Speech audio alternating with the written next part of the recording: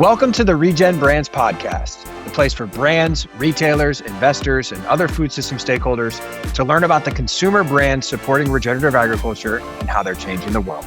I'm your host, AC. Thanks for tuning in. Now let's get into today's conversation.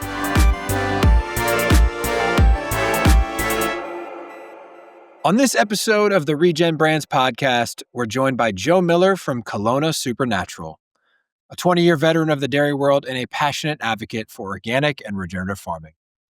We dig into Kalona's unique vertically integrated ecosystem that includes 19, yes, I said 19 different businesses, the brand's deep partnerships with family dairy farms, and all the ways regenerative is shaping their efforts from soil to shelf. Joe shares the story of how a group of farmers took matters into their own hands when the local co-op abandoned the organic market, and why practices like low-temp pasteurization and non-homogenization are helping differentiate their almost raw dairy offerings. We also discuss the challenging questions: how regenerative dairy can thrive and scale in a landscape dominated by consolidation, consumer confusion, and razor-thin margins. And Joe gives a heartfelt case for why organic and regenerative matters more than ever, to the land, to the farmer, and to the person drinking the milk. Let's go. What's up, everybody? Welcome back to another episode of the ReGen Brands podcast. Very excited today to have our friend Joe from Kalona SuperNatural joining us. So welcome, Joe. Anthony, it's great to be part of the ReGen Brands. After having listened to it for about 100 episodes now, it's great to be part of this. Let's go. Well, we're excited to have you. And I'm especially excited as someone that is absolutely addicted to Kalona SuperNatural sour cream. That is definitely my favorite SKU. Avid purchaser at Sprouts in my area. But Joe, for those that may be unfamiliar with the brand, what products do y'all produce and where can people find them today? Yeah, we're an artisan dairy product company, minimally processed organic dairy products, sold in all 50 states now. Admittedly, in some states, very light, but in all 50 states, primarily in the natural and specialty food stores, with a little bit in crossover stores such as Hy-Vee in the Midwest, Rayleigh's in the on the West Coast, etc. Nice.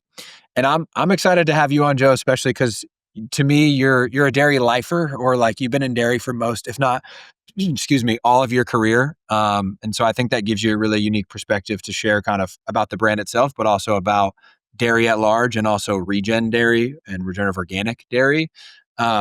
So excited to dive into all that with you. But before we do, the origin story behind the brand is very interesting to me. The website does a nice job of kind of encapsulating it as well. But from my understanding from reading that and previous conversations with you and other team members, is basically a local co-op / creamery kind of had gotten out of organic, and the group behind Kalona kind of stepped in and made sure that didn't happen and created a market and a ecosystem of various businesses to keep some Amish and Mennonite farmers locally there in Iowa, and then also eventually in some of the surrounding areas of the Midwest, pumping good regenerative organic dairy through that facility. So share that story with us if you don't mind.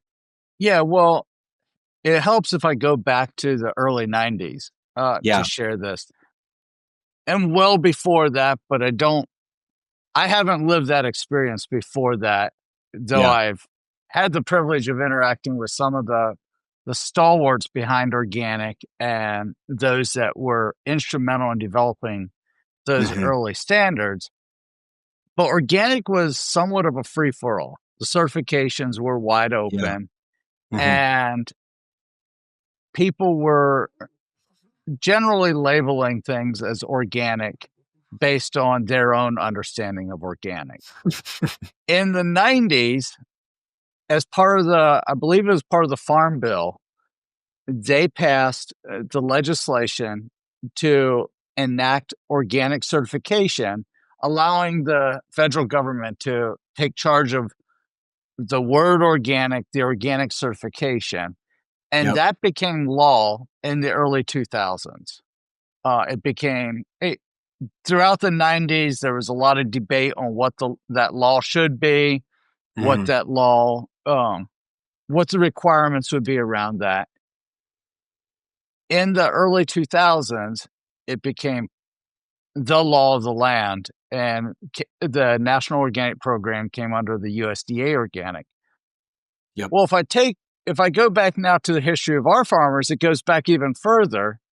Farmers that have been on their farms for generations. Some of our farms have traced their farms back over 150 years in their family. Some Wow. 80 to 100 years in their family.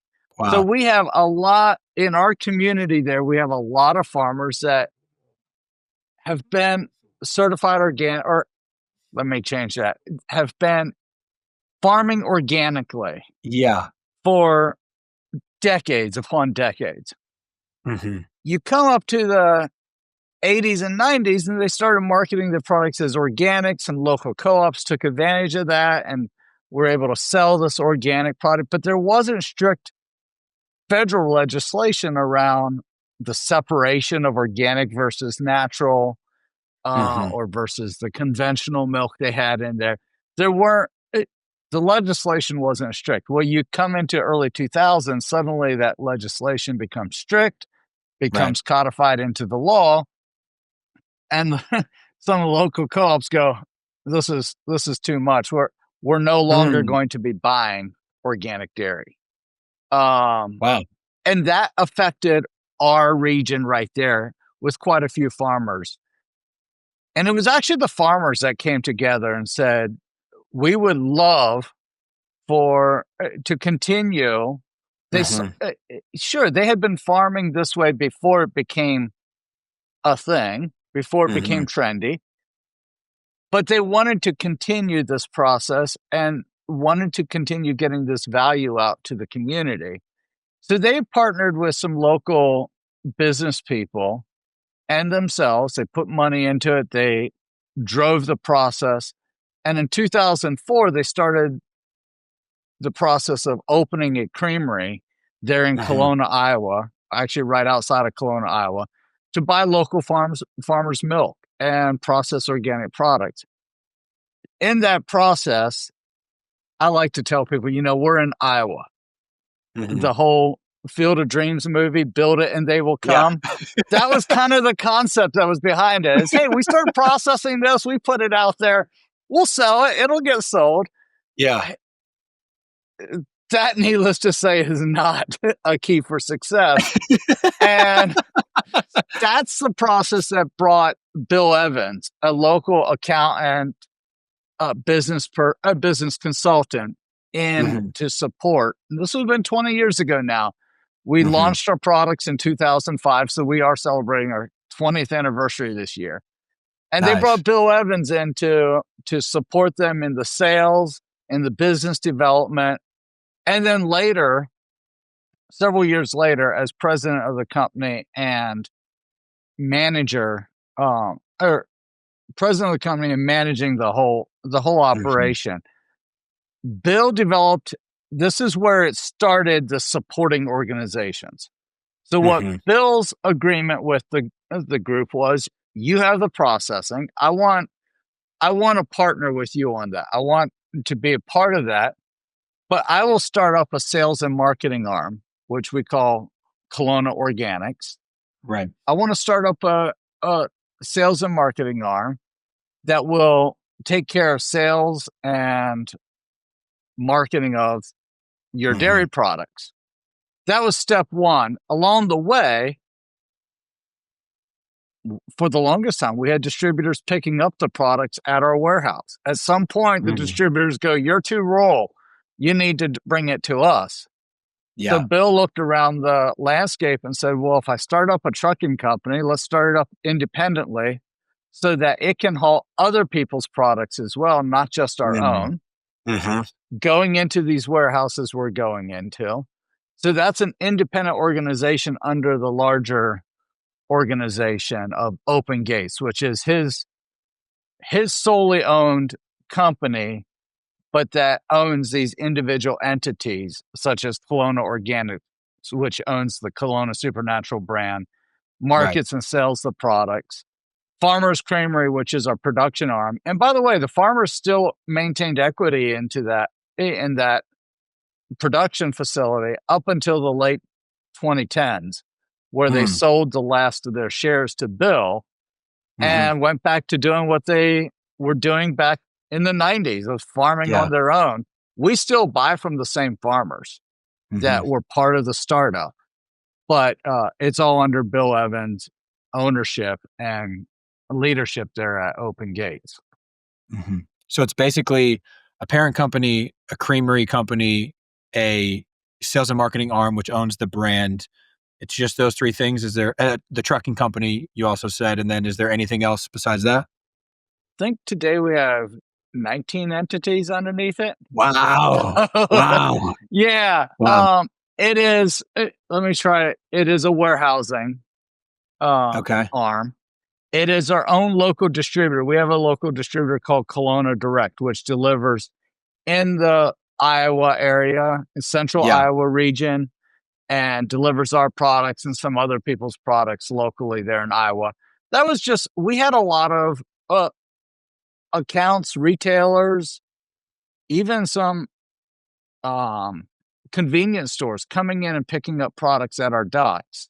Yeah. And we needed to simplify that. And Bill said, well, Yeah. they're all coming in here. We Yeah. also know some other local food processors, one being Oasis, which is a local hummus company that Mm. is delivering out there. Let's just consolidate all that. And then we'll have our own little van trucks going out and making these Mhm. deliveries. Another one's Provision Ingredients, which is our ingredient sales arms that used to be all under Kelowna Organics. But hey, as I'm sure many of your listeners know, and you've heard many times, is just buying the ingredients can be a separate challenge compared to selling the packaged goods. So Yep. we set up a separate business that can just manage and focus on the high touch Mhm. ingredient sales. We just several months ago opened up a coffee shop Mm. that uses a high quality roasted coffee, but then of course our organic milk Mhm. as part of it. We have a little cheese shop there. We have two production facilities, one which Okay. does yogurt and some contract manufacturing. The other does all of our bottled milk product. That's Wow. kind of an overview. We also do a little bit of farm management. If you go back to our founding, Yeah. it was all about saving the small family farm. And I know we're going to get more into the farming side of it. And so Yeah. I'll save talking about that till later. But saving small family farms was a big part of this. And throughout the years, they saw an opportunity to support more family farms around the country and helping manage their contracts for large dairies. So there's a little bit that we have our hands in helping other dairies with managing their farms for them with our farm team. Mhm. Nothing to do with the brand, nothing to do with our company. And it's just helping small family farmers in other Yeah. regions outside of our own. Super cool. I mean, a ton of complexity there, but it sounds like a lot of necessary complexity and very impactful complexity. I love just like the visual in my head is um, this like blossoming scale and impact, local, regional, national, right? To Mhm. have various parts of that business ecosystem and the enterprise is focused locally, regionally, or nationally, but they all exist in symbiosis. So, Yeah. kudos to you and Bill and all the team that are working on stewarding that. Um, there was also one thing, Joe, that I thought was unique that I actually learned about from talking to a young lady that does grant writing and other kind of grant work in the space. I think y'all also have like a nonprofit that supports the farmers in a unique way. Is that true? And could you talk about that a little bit?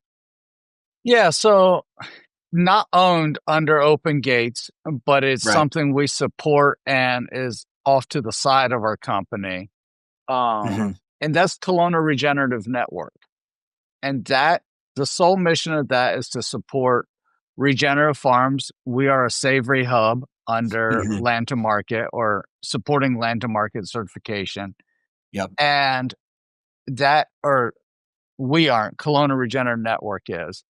Right. And the whole idea with that is to support farmers with education, support farmers transitioning to regenerative, support them in their process of regenerative. And yes, our own farmers, but also other farmers in the region, greater region, that have interest and want to lean into regenerative. Yeah. So I that's think what, that's yeah, super cool and super smart. I think it's really cool because we need more brands and or entities connected to brands. I realize it's not owned by you all. I mean, it's a nonprofit. It really couldn't be anyway. yeah. But the foresight and the wherewithal and the commitment, I think, is really exemplified by that. And it's just really smart business because ultimately a lot of that work is unprofitable, hard to make profitable, hard to internalize into a for-profit business, but deeply necessary. Mhm. And totally valid to do in a nonprofit structure because of the societal benefit that it creates. So it's just a beautiful example of actually the American tax code and corporate structure possibilities working for the benefit Yeah. of people, which I find that a lot of time it actually doesn't. So that gets me fired up, and I just love that y'all are doing that. Well, it also is a big benefit to the nonprofit side because we have all the data around regenerative that we're working on. We have the data of what consumers are saying, so we can feed back Mm. that and marketing support to the regenerative network to help lean in on what what's going to drive. So whenever they're going out and talking to a farmer about the benefits of becoming regenerative verified or moving their farm this direction, Mhm. there's a whole financial benefit to the farm, the environmental benefit to the land and the community, but then there's also the benefit to the consumer side that we can highlight from our aspect for the farmers to be able to catch a vision for why not only is this beneficial for your farm, but why is this beneficial externally. Yeah. You and I have had some good conversations there, so we'll just go there because I think that was a good segue of y'all have land and market certification, I believe, on Mhm. every SKU or close to every SKU, correct, Joe? So we have it on every SKU that's fed out of our local area, Central. Okay. out of Iowa. We also get organic dairy products processed in Wisconsin. Our Okay. sour cream that you mentioned and the cottage cheese and our Okay. organic French onion dip. Those products, because they come from a combined dairy source or a Okay. commingled dairy source, we have not put the verified seal on those products or the regenerative claim on those products because although we know what farms we've worked with up there, it's a commingled dairy source. And so, out of Yeah. transparency and respect for the consumer, Hmm. we don't want to call that out on those SKUs. Yeah. I Still appreciate that. working on what the opportunity is to do that. Yeah. Um, but it's one of the challenging areas in this. We're already asking any co-processor we use. Thankfully, the two main ones are our own processors, so we can do this. Yeah. But this is a challenge in any co-processor. They're asked to keep conventional separate from organic, separate from maybe they have a non-GMO line. Yeah. And now you're saying, okay, but I want for us, we wouldn't do regenerative without organic. So Hmm. we want organic, but now we need to keep it segmented and just this. Yeah. It's doable, but it's a challenge. And so this is why we don't have it on a few of our products. Yeah. And I can realize the business conundrum of that from just an operational perspective, from an identity preservation deal at the processor. And also, we know dairy margins have been compressed very strongly over the last few years. And so, you know, continuing to hold margin while doing extra steps like that, I'm sure can present a challenge. Mhm. But y'all do have it on a ton of your revenue slash SKUs. And I think you've made some interesting points to me that really, yes, you are telling that story to the consumer. There's stuff on your website, there's stuff on social media, you have the seal on claim, but you actually see the greatest value on the farm for regenerative, and also more so probably with the retailer in terms of getting into stores versus like the end consumer right now. So we'd love to hear you just kind of speak to your point of view there. Yeah, that's a great challenge. And I imagine it's one that you're hearing quite a bit as Yeah. you talk to brands looking at going regenerative or even continuing to make the case to Hmm. either their shareholders or internally why should we go to the extra work of being Yeah. regenerative or being regenerative verified. And that's taking a step further. And you one of the things that's it's very much the case, our farmers were doing Yeah. these following these farming methods for decades before we Hmm. verified them. So it was one of the conversations we had internally. It's like, okay, our farmers are already doing this. We didn't talk much about our herd size, but I'd like to just highlight that is Yeah. we have an average herd size of 35 to 40 cows. So very small herds. We have a lot of them. So now we have farmers with 8 or 9 cows. Wow. And we have to one of our agreements with our farmers is a certification like this, we're going to pay for it. We're going to pay them Love that. for the certification or verification side of it. Hmm. But that when they have 8 or 9 cows, it's almost the same cost as a farmer that has 100 cows. Yeah. And that's Yeah. the challenge when you go back Right. to justifying it. Hmm. And then in most cases, many of our farmers were already doing this. That wasn't a big challenge. But one of the things is everyone has areas for improvement. Everyone has areas that if they adjust it would make a difference.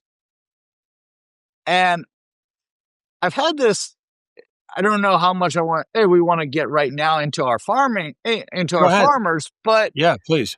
one of the conversations that we've had in talking to consumers, we'll get questions about what's your policy or what's your process Mm. for this or that. Everyone has their unique area when a consumer's reaching out to you that they want to focus on.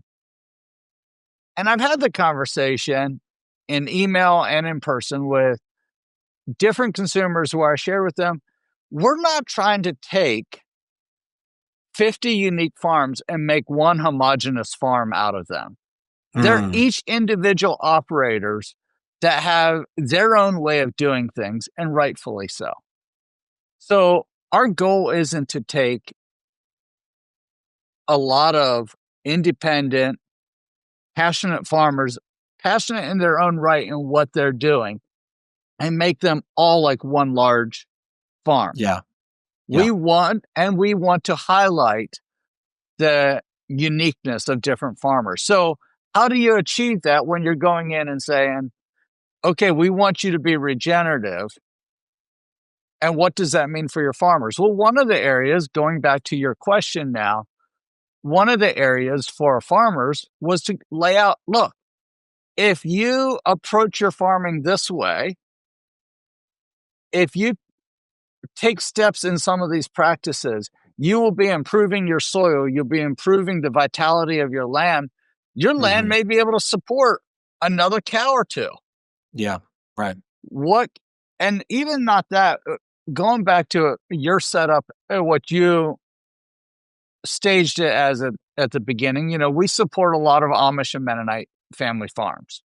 It's Right. not exclusive. We're not an Amish and Mennonite exclusive dairy. We have some non-Amish and Mennonite farmers, but the vast majority of them are the Amish and Mennonite farmers who their goal is to pass this on to their children and their children's Yeah. children. The farm's already been in their family for generations. They want to Yeah. pass it on to generations. So how can we showcase to them that you're doing an excellent job? Your soil, granted, right now is biodiverse in bug life and plant life. But maybe it's not in plant life. Maybe it is in bug life. Maybe you're doing the right things by not spraying herbicides and pesticides. But if you could incorporate more of these native plants in there, you would be Right. more drought resistant for every year. You go into the year. I had one farmer tell me at one point, you plan for the worst and you hope for the best, Yeah. But what can you do to mitigate the worst? That's the financial case that you're making to these farmers. And Right. then, you know how it is. We've been together at various food shows around the country, and you get all the retailers or the different brands together, and they're talking about what's exciting them right now. It's no different with independent farmers. You get Mhm. them together in a room, you do a training around what we're learning, or bring someone in around a specific aspect that they could be doing differently. But then the real interesting part starts whenever you step back and the farmers start talking. Roll the food Mm. out, get them Mhm. sitting around tables, get them talking together Mhm. and challenging each other. Yeah. So that was really one of the areas around regenerative that we felt was helpful. Bringing in the education, showcasing to farmers not only how what they were doing had value, but maybe on some adjustments they could make for the long term. And then on the brand side, we had to find a reason why this was beneficial to pay the extra cost to Yeah. make this happen.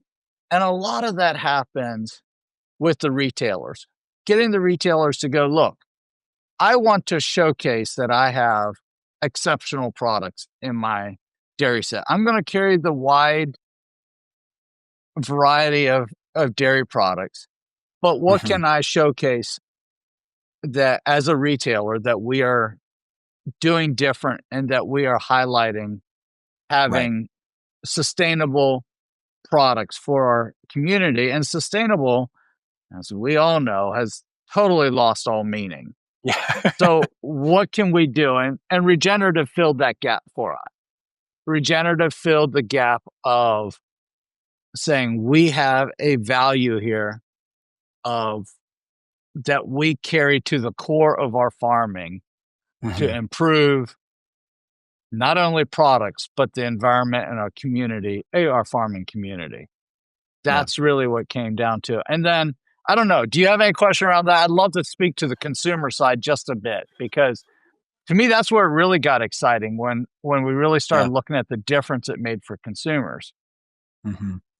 Yeah, definitely touch on the consumer side. I would just add like one little point on the agronomic piece, which is that is my favorite thing about Land to Market and really the Savory EOV program Yeah. is, yes, it ends up as a binary pass fail, get a certification on pack, but I don't even remember how many data points, like the mass amount of data points and the actual like agronomic value that hopefully the farmers will receive from going through that certification process, and the fact that it isn't just a standard check the box thing.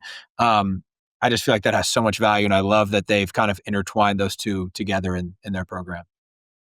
They really have. They really intertwined education Hmm. and data set to help show the farmer, not just tell the farmer Right. where they might be lacking. But if you can go out there and show the farmer, hey, here's the areas that you have improved on. Here's the areas that continue to need work. The other thing I really liked about the Savory EOV is process is the continuous improvement. Hmm. I I don't care how far you've come along. And I know there's people even on our team that go, can they really keep improving 10 years from now? I mean, Yeah. Yeah. okay, the improvements might be ever so much more minuscule at that Hmm. point. The Hmm. gains you see might be ever so much more minuscule. But we gotta keep looking at it.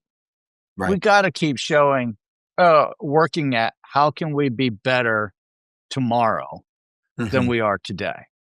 Hmm. Because that's really what keeps driving us and our planet forward, and Yeah. not being comfortable with where we are today. Yeah. And that's really kind of what it comes back to my passion around consumers with regenerative.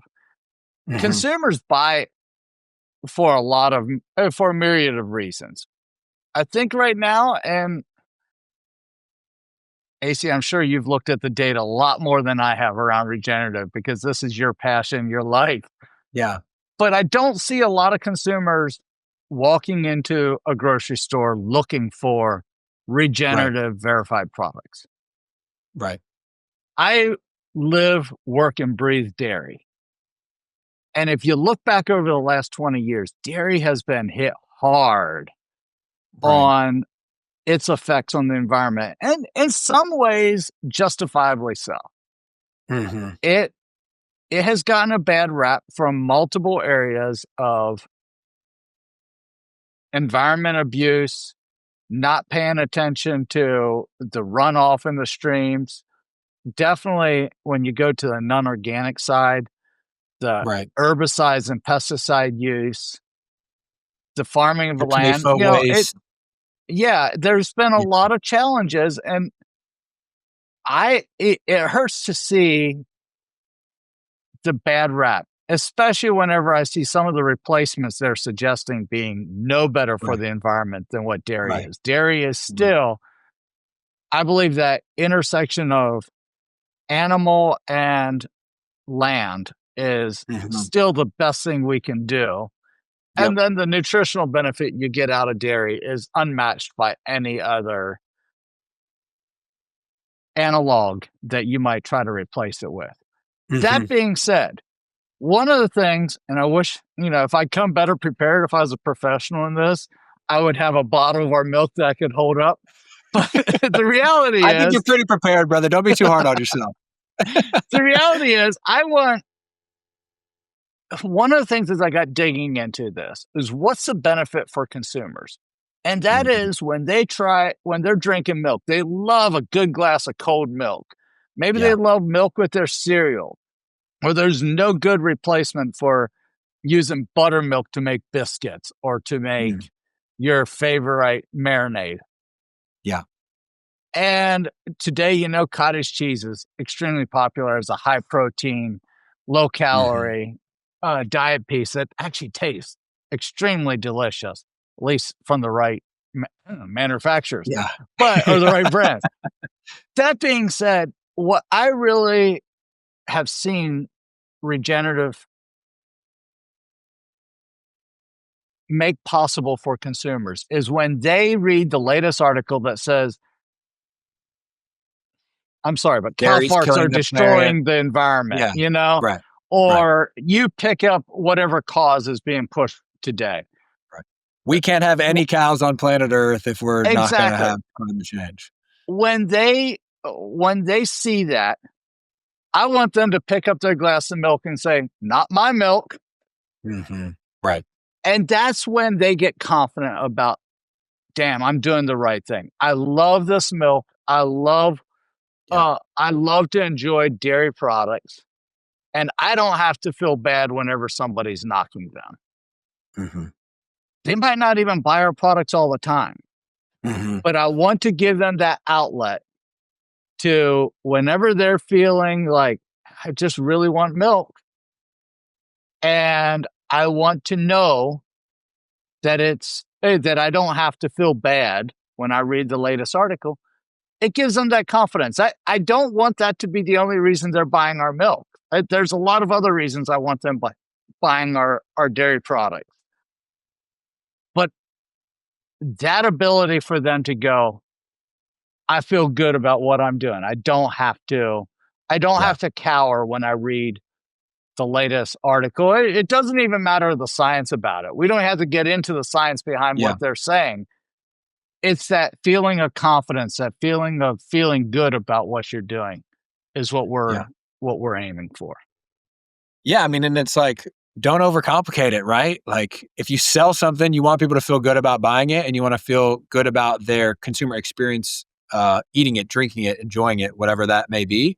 And we probably don't do, and maybe I'll just speak for myself. Maybe I don't do a good enough job all the time of maybe bifurcating those two things, right? Like the psychology around buying the product off the shelf is actually different than the psychology of consuming and the post-purchase journey of the product.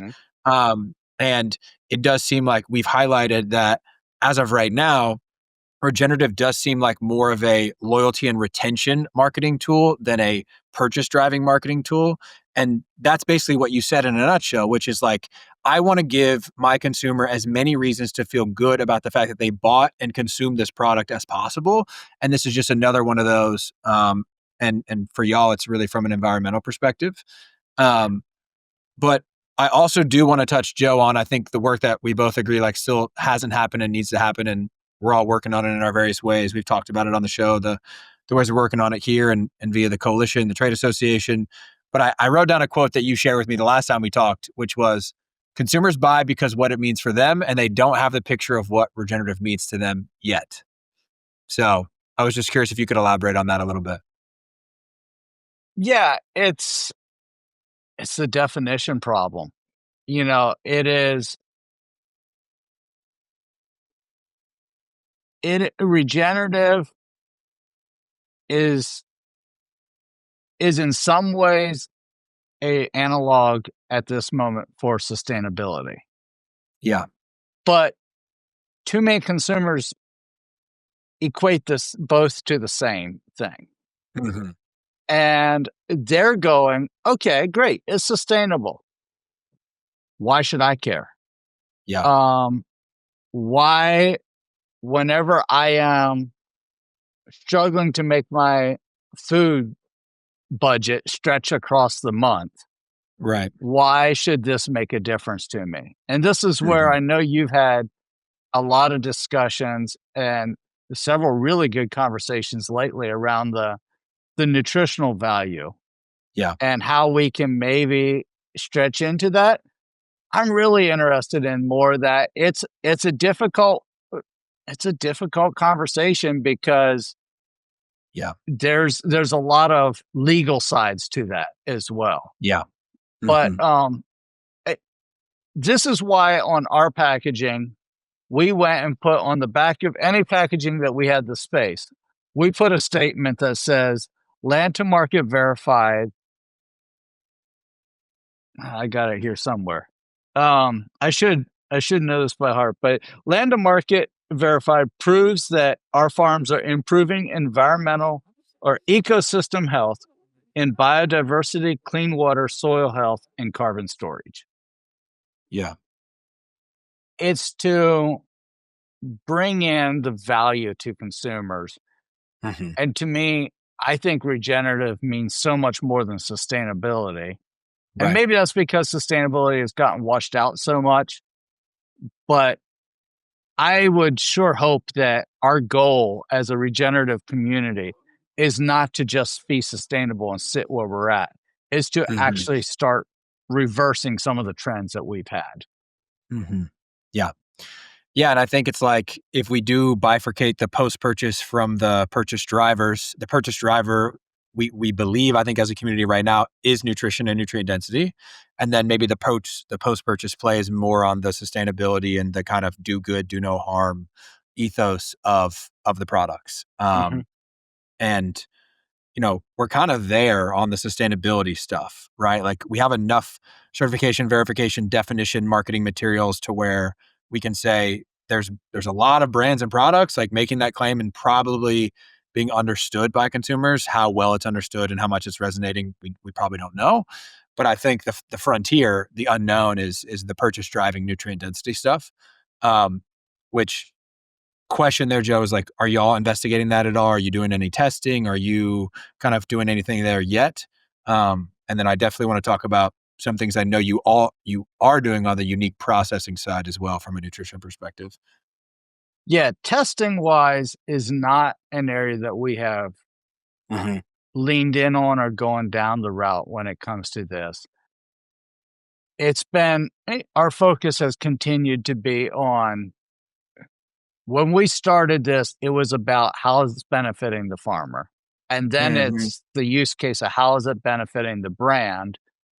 And it really came to I love the breakout that you're doing is pre and post purchase. Mhm. I was doing the same thing, but in a very long, complicated process to get there. It's easy when you But go second, brother. It's easy when you go second. You teed me up for it. it's so good. And admittedly, all of our focus has been on post-purchase. Yeah. What Joe, can you talk about the low temp pasteurization and the non-homogenization practices that y'all do in processing? Because I think there are other folks in the space that are doing that, but I think y'all are featuring it the most prominently that I've seen from a brand. I could be wrong. There could be some folks I haven't seen. So I'm just curious to hear, like, what is that, and what do you think it means to consumers, retailers? Like, talk to us about that. Mm-hmm. Thank you. Yeah, I mean, there's where our work pre-purchase comes in, Yeah, yeah, because this has been something. Hey, we're amongst friends here. No one else is listening, right? I'll say this out loud. When we started in 2004, 2005, I guess, when the product line launched, yeah, it was about delivering a simple but excellent product to the marketplace. yeah. Organic certification was the baseline. Hmm. When we did non-homogenize, it was because we didn't have to spend money on a homogenizer. That pasteurization was unique, and that was a Yeah, conscious decision yeah, in saying, we really want to find the the lowest processed way to deliver this milk to the consumer. And right. one of those comes from once you start enjoying raw milk and you realize how delicious it is. Hmm. I know there's going to be those that disagree with me, but I'll put it Right. out there. There are challenges and concerns around raw milk too. Very real ones. Whether they're overplayed or underplayed depends on which side of the fence and who you are. Yeah, But we knew that we wanted to be able to deliver outside of the state. We wanted to deliver a product that could be consumed by uh, a wide swath of people. So right. we chose vat pasteurization. It's the lowest temp allowed by law, and it does the least amount of damage to the milk. And we could deliver something to consumers that tasted like what we enjoy drinking it any other way, or what our farmers enjoy. I would say for our community, our uh, our team, we believe in what we're doing. It's the right thing for the milk. But it The is Joe, the the low only temp. difference between that and regular pasteurization is just the temp. There's not like a different machine. There's not like a different process. It's basically No, just a temp. it is a different machine. Okay. It Okay. is So it's a so different the process low temp almost. vat pasteurization is done in a vat.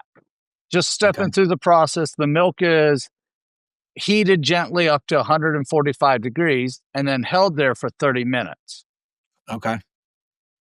And then it's rapidly cooled. We send it through a plate that has cooling on one side, the warm milk on the other side, and it rapidly cools the milk back down Hmm. Hmm.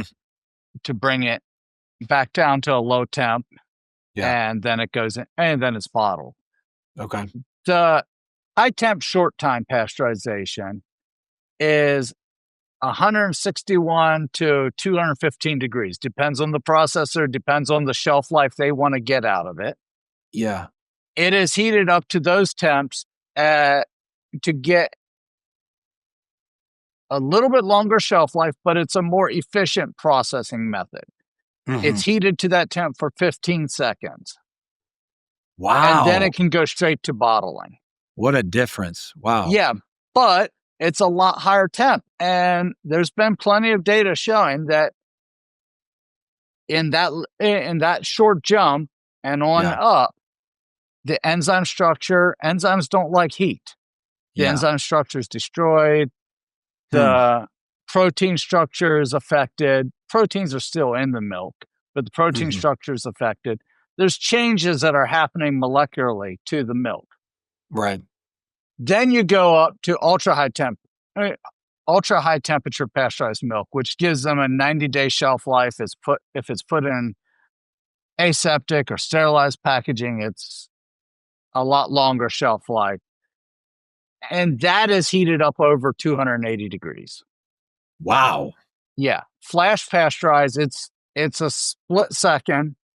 It's flash pasteurized. But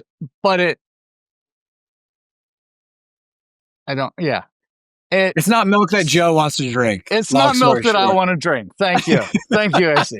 Appreciate it. Hey, I love my friends in the dairy, but I've challenged them personally. I said, you produce some of them produce awesomely good milk and some of the best milk out there, and outside of our farms, of course. But no, I mean, they produce some excellent milk, and I'm like, don't kill it.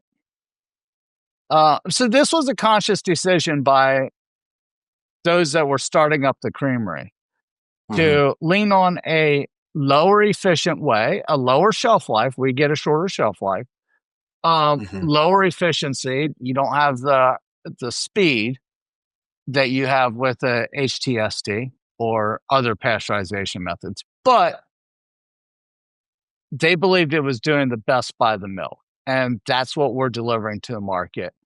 Non-homogenized, that has later, I mean, we actually have a homogenizer in our plant now, not for any of our products, but we do some custom manufacturing for others. And we have a homogenizer in our plant now. What does that even mean, Joe? Explain that to me as a dummy. Like, what is homogenized versus non-homogenized? So during the homogenization process, the milk is hit with a high pressure, which obliterates the fat molecules into micron size so that they stay suspended. Naturally, cream is lighter than milk. And with the molecule size that cream is, it will separate to the top and create what is now become very popular as cream top milk. That cream separating to the top needs to be shook back in. If I go back to the history of this, it's really fascinating. Is it started out as a way as a convenience to consumers, so they don't have to shake the milk. But then it really got abused by some milk processors to be able to skim fat off of it and sell whole milk, but consumers couldn't tell. It was all homogenized. It was one, so they could take fat off the top and consumers wouldn't know the difference. Obviously, today, milk is strictly regulated. Fat levels are tested by every plant and tested by the regulatory agencies across the country to ensure that you can't be delivering whole milk that's not whole milk today. Let's just make sure that's clear, that no one's abusing that today. But it was back then, when it started, there was this side to it. The argument so the homogenization process breaks up those fat molecules to micron size so they stay suspended in the milk and don't separate back out to the top. The argument around health is questionable at best. However, here's the side where I fall on. And this was pre Kalona SuperNatural. I always sought out non-homogenized milk for this one reason. I want milk. I'm not a fan of raw milk. We have already had that discussion. Yeah. But I want milk as close to the raw state as possible, as least processed. Because I believe milk is one of the most nutrient-dense foods available to us. Yeah. And the more you process it, the less your body recognizes it. And hence we have a lot of rise of intolerances around milk. And I believe some of that is tied directly back to the over-processing of milk to a point where bodies don't naturally digest it as well as they were meant to be. Yeah. And I love that y'all are using the like hashtag almost raw to describe that and to connect that with consumers because we're seeing all this content about raw milk, but I Mhm. think many people don't know how to or don't want to go find someone to buy raw milk from, which is like totally fair as a consumer prerogative. And if I can go conveniently get what I now believe to be as least processed as possible, like that's a win, and that's I think a key differentiator. So one, I appreciate the Dairy 101 education for a dummy like me, and two, I think it's really been brilliant strategy from a consumer perspective, from my opinion. So kudos. Consumers have really latched onto it, and this goes back to your pre-purchase, argument of Hmm. what's pre and what's post, is the minimal processing consumers have there are legitimate concerns around raw milk. We're very clear to consumers that reach out to us that we support raw milk, and if you can find raw milk and that's what you're comfortable with, go for it. Like, I don't this is a personal belief of mine, but I don't want to be telling anyone, no, you shouldn't have that.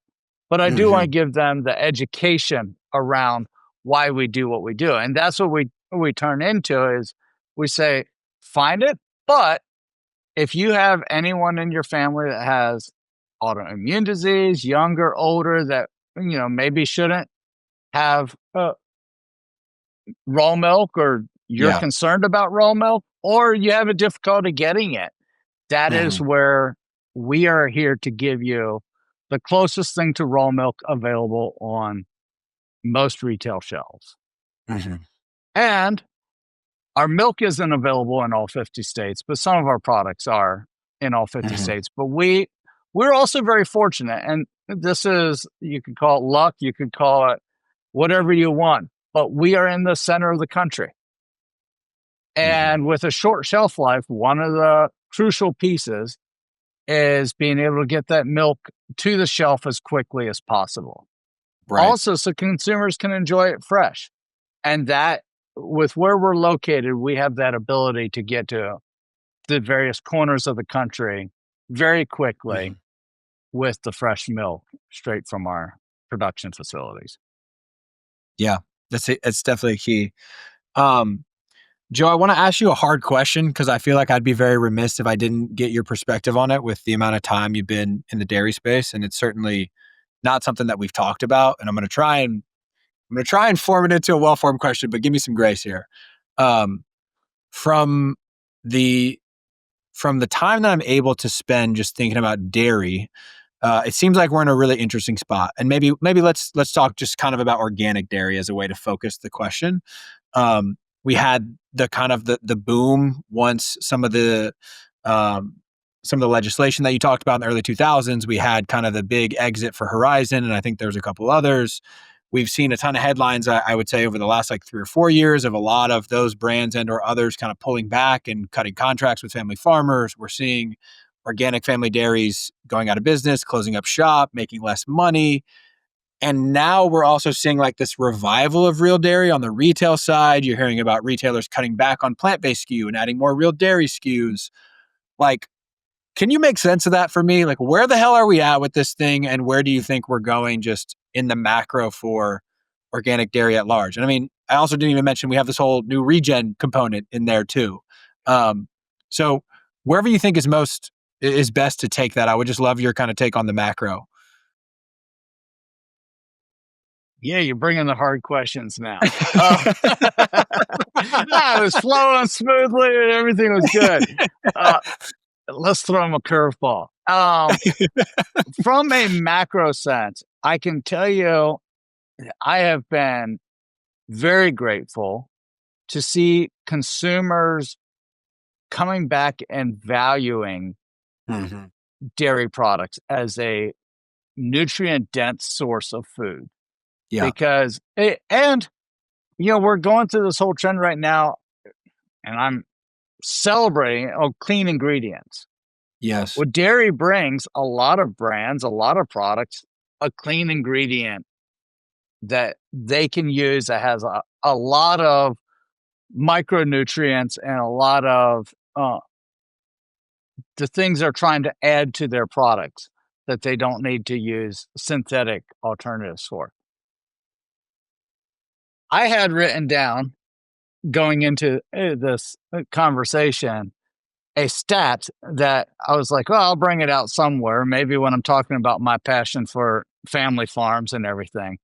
Yeah. But I did some research here a few months ago looking at the USDA dairy census. 1970 wasn't that long ago. I mean, Right. for some of us, we're perpetually stuck in the mode of thinking it's only 20 years ago. Yeah. Some it's longer ago, but we're talking about 55 years ago. There were over 648,000 dairy farms in the United States. Wow. Average herd size was 19 cows. 648,000 dairy farms. Today, well, accurately, in 2022, there are less than 22,000 dairy farms. Wow. No, That's less than nuts. 25,000. I'm sorry. Got that wrong. One. Started talking by memory instead of looking down. Less than 20 in 2022, there's less than 25,000 dairy farms in the United States. Average herd size of 337 cows. Wow. So is 19 cows sustainable for every farm to have? Probably not. I mean, we're making it work with an average herd size of 35 to 40. We have farms with way less than that. We have some farms in around the 100 to 120 cow range. But this is where I guess what I'm trying to say by this is America's going to have to value their dairy farmers, and dairy farming has to become as exciting of a profession and a fulfilling profession for families, not just the venture capitalists or the people, and nothing wrong. I mean, hey, I appreciate the work they're doing out there too, but we need to find a way to make this a passion for people to see it as a viable way to make money and to live the life they want to live while farming, and not need to be in a specific religious viewpoint that says, well, this is what our families want to do. It needs to be more than that. And so I guess what I would say is we need to see a revival of appreciation for our family farms. Now, as we focus in on organic and regenerative, that's what gets me excited now. It's because I know a farmer. I live in Pennsylvania. I guess maybe I left that out in the introduction. So, and our facilities, our business, our farms are in Iowa. I live in Pennsylvania. As you noted, I've been in dairy farming or dairy support for pretty much all my life. There's a local farmer here that I had the privilege of meeting 20 years ago. And he had just in the last couple of years had gone from conventional farming on his farm with a high amount of cows, pushing production, to switching over to a grass-based operation, certified organic, low stress farming, low stress for the cows I'm talking about. And his comment to me is, Joe, I never thought I could see the day when my neighbors were happy to be living beside me. Wow. He said, I have had neighbors. He said, now, it took several years, but I've had neighbors come and say, we hated living beside you because they were using the traditional farming processes. They were containing the manure, spreading it out on the fields. The fields were farmed clean, tilled up, The dust, Yeah. the winds would blow across, the dust would blow into the neighbors' houses and such. And suddenly he had a pasture system. And the methane output of the farm, which is the part that Right. smells from any farm, had dropped dramatically. I And bet. the community was saying, "We love being beside you now." Yeah. That's what gets me excited. This was 20 years ago, and there was a farmer that was thinking far enough ahead to move his farm in that direction. Hmm. But that's what gets me excited. If we can get that story out about Hmm. farming and get communities that appreciate their farmers being in their same community and value their Yeah. farmers. And then we can get talking into the whole value of nutrient dense foods and how we need to as a society need to step back and dig into that and say what are we financing? What are we putting our money towards? Hmm. What should the value of food be? And what should we be emphasizing? And that's a whole nother topic. It's admittedly one that I'm not a politician. I'm not into that. Yeah. I can't speak to that world, Hmm. but I know there's a conversation there that needs to be had if we're going to save the family farm Hmm. and by extension save this valuable source of nutrition and Yeah. food that we have and not turn us Yeah. into mega CAFO farms. I mean, I'll just say it out loud, but Hmm. turn into these concentrated animal feeding operations. And we need to see we need to see the small family farmer. Whether let's be honest, that's different for each region. Some regions, a 500 cow farm is still a small family farm, and there are 500 cow farms out there farming with pasture based systems and such Hmm. that are doing Hmm. and organically doing a great job. There Yeah. are, in our case, 8 cow farms that are doing it. And sure, they need to be a diversified farm. You can't pay for the farm with 8 cows, but Yeah. they're doing that along with either vegetables or with goats or with, something else on the farm as well. Hmm. Well said, man. I love I don't love the statistic, but I love the use of statistics to illustrate what has happened over the last 55 years. And then that very visceral story with that individual farm/farmer, I think tells it really well. And it's a good segue into the final question. Um, but I'll just offer maybe some of my takeaways from the whole episode and or what you just shared there about dairy specifically, but also what leads into the final question, which is like, we have to create these better support ecosystems for farmers, which I think Kalona is a great example of, or Open Gates, the entire ecosystem of Open Gates, the holding company, is an example of. We have to help farmers with market access. Like ultimately, if they can't sell that product to somebody and it's not a worthwhile business opportunity to farm this way, none of it matters. And then the third one, which I think is harder to put into the Harvard Business Review case study thing, is this idea of relationship over transaction and community based kind of approaches.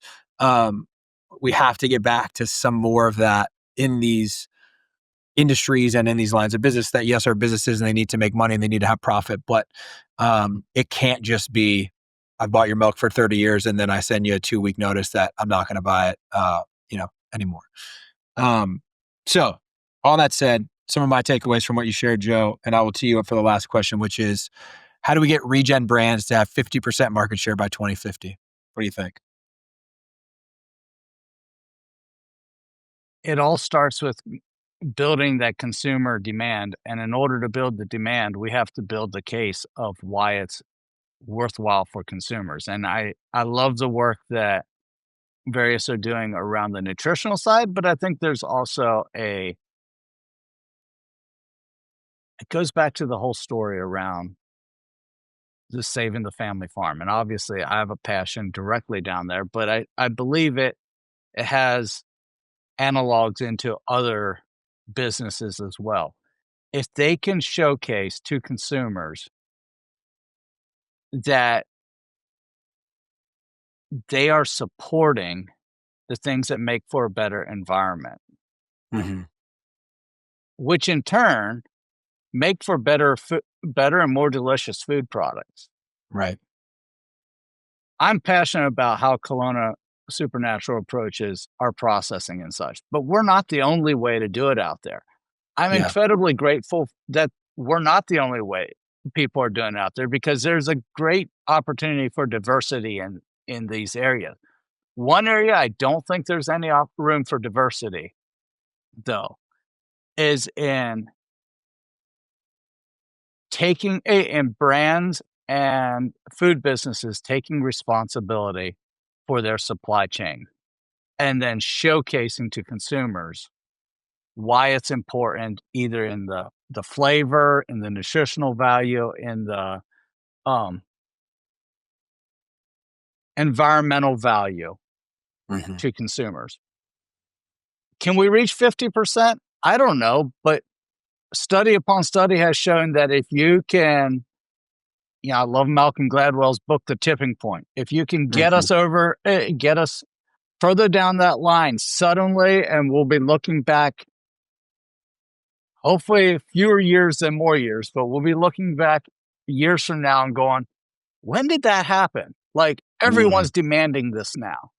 And I believe it has to start with brands taking responsibility. We see right now brands suddenly getting the vision that they should take food coloring out. And soon, I don't think it's going to be too long, and you're going to see it be like consumers won't accept anything with food coloring in it. And there was a tipping point there at some point, and I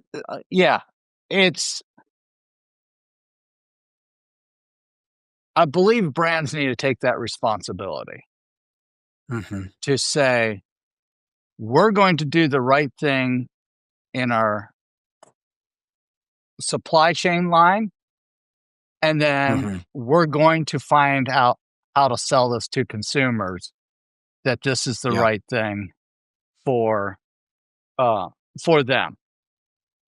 I don't know. Did I answer your question at all?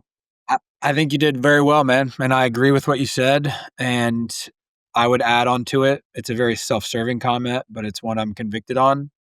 We have to then say to those brands that have made that commitment, or to those brands that we want to make that commitment, we are here to support you in XYZ way. And there's a way that what we're building here at ReGen Brands is supposed to show up for that. There's a way retailers need to show up for that. There's a way some of those early adopter consumers need to show up for that. There's a way bankers need to show up for that. And, service providers of various CPG types need to show up for that. But that's a key piece. And at the end of the day, this platform is kind of all about, in my opinion, socializing what those pathways are and what those opportunities might be to support the brands that are nourishing all life. Not to get too tagliney, but I love that answer, man. Appreciate all the insights today. You're clearly such a wealth of knowledge on dairy at large, and also what y'all are doing with Kalona. Super cool and very impressive, and just love that you're a part of this community, and keep up the great work, man. And thanks for joining me. Back at you, AC. Thank you so much. Thanks for the opportunity to share it today. Absolutely. For those that are not familiar or want to check out more, see where Kalona products are maybe in stores near them, or just dive more deep into some of the topics that Joe and I talked about, it's Kalona supernatural.com. All one word, KalonaSuperNatural.com. So thank you, Joe. Appreciate it, man. Thank you. Have a good one. For transcripts, show notes, and more information on this episode, check out our website, ReGen-Brands.com. That is ReGen-Brands.com. You can also check out our YouTube channel, ReGen Brands, for all of our episodes with both video and audio. The best way to support our work is to give us a 5-star rating on your favorite podcast platform and subscribe to future episodes on Apple Podcasts, Spotify, and YouTube. You can also subscribe to our newsletter, the ReGen Brands Weekly, and follow our ReGen Brands LinkedIn page to stay in the know on all the latest news, insights, and perspectives from the world of regenerative CPG. Thanks so much for tuning into the ReGen Brands podcast. We hope you learned something new in this episode and it empowers you to use your voice, your time, your talent, and your dollars to help us build a better and more regenerative food system. Love you guys.